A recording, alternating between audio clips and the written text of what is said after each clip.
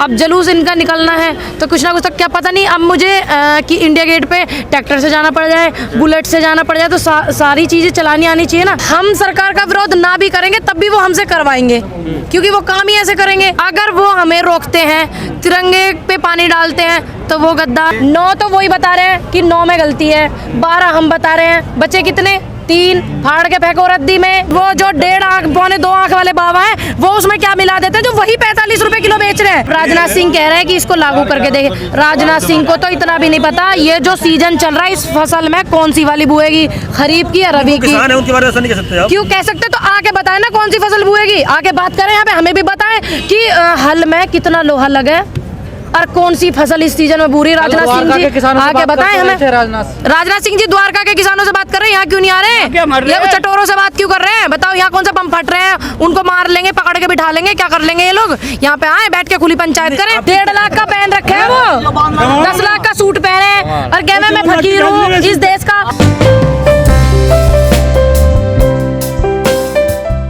मेरा नाम पूनम पंडित है और मैं इंटरनेशनल शूटर हूँ, शूटिंग की प्लेयर हूँ और अखिल भारतीय पंचायत संगठन की राष्ट्रीय प्रवक्ता हूँ जी। अच्छा, यहाँ पर आपको देखा हमने कि आप ट्रैक्टर चलाती हुई नजर आई जी। और मीडिया में ये दिखाया जा रहा है कि ये लोग हाईलाइट होना चाहते हैं, कैमरों में आना चाहते हैं जी। तो कितनी सच्चाई है? मैं आपको एक बात बता दूं, देखिए मीडिया में मुझे पॉपुलैरिटी की बिल्कुल कोई ज़रूरत नहीं है, क्योंकि मैं पहले से ही ऑलरेडी हूँ। आप चेक कीजिएगा सोशल मीडिया पे, पहले से मैं ऑलरेडी, मुझे सब लोग जानते हैं। और दूसरी बात ये, अब जुलूस इनका निकलना है तो कुछ ना कुछ तक क्या पता नहीं। अब मुझे कि इंडिया गेट पे ट्रैक्टर से जाना पड़ जाए, बुलेट से जाना पड़ जाए, तो सारी चीज़ें चलानी आनी चाहिए ना, क्योंकि 26 जनवरी पे जाके वहाँ परेड करेंगे, तिरंगा ले जाके लगा के झंडा ट्रैक्टर पे और जाएंगे वहाँ परेड में शामिल होने। पता नहीं कौन सा रास्ता बंद कर दें, कभी छोटा वाहन ले जाना पड़े, कभी बड़ा ले जाना पड़े, तो इसलिए कर रहे हैं उसकी तैयारी। 26 जनवरी के लिए तो पहले भी नहीं रोका उन्होंने, अब ऐसी क्या बात है? अब तो रोकेंगे, आप देखना।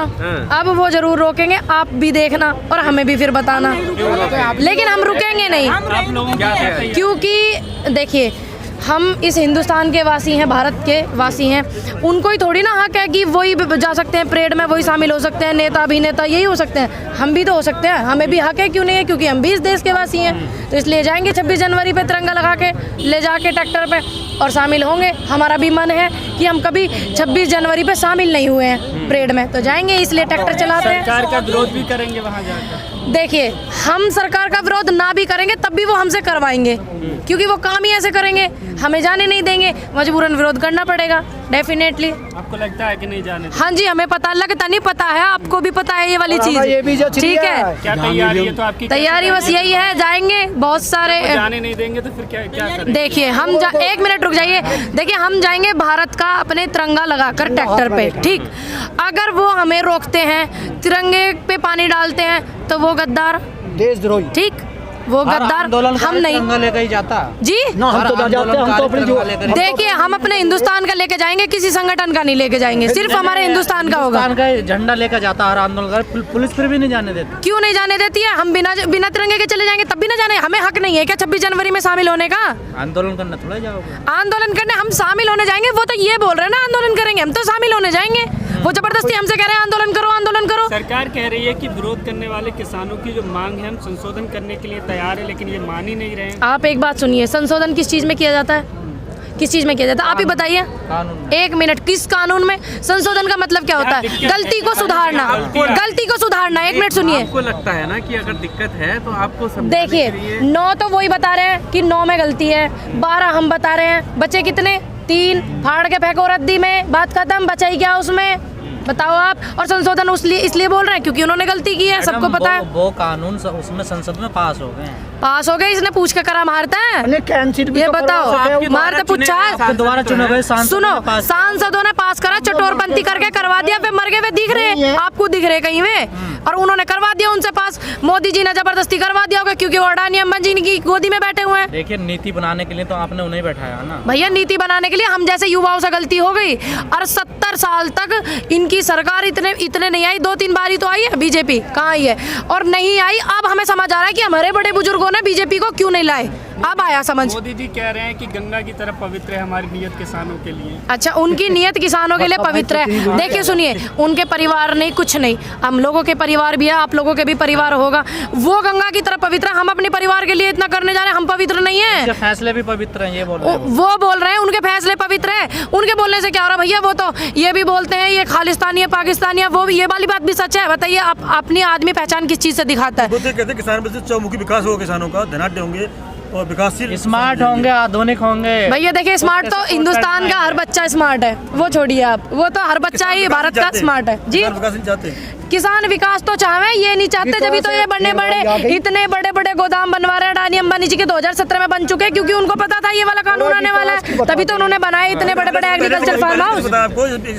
हमको नहीं पता, उनको पता है, तभी हानि होगी, किसानों को हानि होगी। आपको पहले से कैसे पता? अब आप एक बात बताइए, हमें पहले से पता होती तो पहले ही, इनके बनने से पहले ही ना विरोध करते। बनने के बाद में करा, उनको पता था पहले से कि ये वाला कानून आने वाला है। बड़े बड़े फार्म हाउस बना दो, बड़े बड़े एग्रीकल्चर्स बना दो, इतनी इतनी जमीन लेके बना दो, स्टॉक करना है किसानों का, जो फसल है हर चीज उनकी स्टॉक करनी है। उनको पता था पहले से ही, 2017 में बन रहे हैं अडानी जी के, हमें तो बाद में पता चला है, तभी तो हमने विरोध करा। बनने के बाद भैया, पहले कहाँ पता था? उन्होंने बनाया ठीक है, किंतु ये कैसे कह सकते हैं कि आपको हानि होगी, किसानों को लाभ नहीं होगा?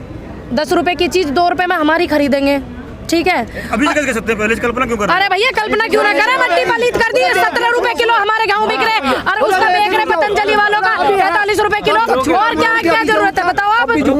17 रुपए किलो गेहूँ हमारा ये लोग लेते हैं, 14 रुपए किलो लेते हैं, ठीक। और ऐसा वो जो 1.5 आंख पौने 2 आंख वाले बाबा हैं, वो उसमें क्या मिला देते हैं, जो वही 45 रुपए किलो बेच रहे हैं। और क्या दिखाएं आपको, ये भी तो देखो आप। उनकी ग्रोथ तो बहुत डाउन हो गई, उसके बारे में नहीं कह सकता कुछ भी। क्या डाउन हो गई है? उन्होंने 4,000 करोड़ से 5,000 करोड़ पे आ गए वो। 5,000 करोड़ पे तो अभी तो देखना वो 5,000 पे भी नहीं रहेंगे, क्योंकि मट्टी पलीती ऐसे ऐसे लोगों ने करी। रामदेव कह रहे हैं कि नासमझ है ये लोग ना उनका काम क्या है? चलो हम ना, 1 मिनट बाबा रुको, वो उनका काम क्या है?